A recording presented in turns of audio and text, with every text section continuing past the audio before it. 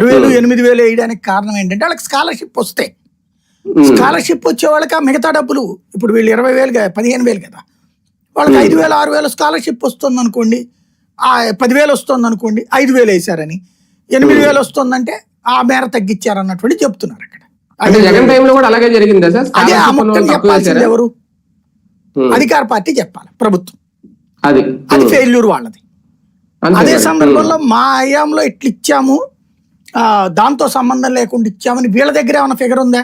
విద్యాశాఖ మంత్రిగానే చేసింది బొత్స సత్యనారాయణ, ఆయనకి తెలియకపోవడం ఏంటి? ఆయన చెప్పు ఉండాలి కదా స్పష్టత. మేమైతే అదే చెప్పేది, హోంవర్క్ చేయట్లా, వేగ్గా జాతిని ఉద్దేశించి ప్రసంగించేస్తున్నారు ఎవరికాళ్ళు. ప్లస్ ఏదో పంపుల దగ్గర పోట్లాడుకున్నట్టు మాట్లాడుకుంటున్నారు, అంతకు మించి లేదు, స్పష్టత లేదు, బాధ్యతాయుత తత్వం లేదు అక్కడ. ఇదివరకు పాయింట్ ఆఫ్ ఆర్డర్ లేవనెత్తేది కానీ, ఒక కన్స్ట్రక్టివ్ క్రిటిసిజం కానీ విత్ డేటాతో జరిగేటటువంటి పోరాటాలు చూసాం. ఇప్పుడు అది పూర్తిగా విఫలమయ్యి కేవలం మేము ఒకళ్ళనొకళ్ళు విమర్శించుకోవడానికి పరిమితం అవుతున్నారు.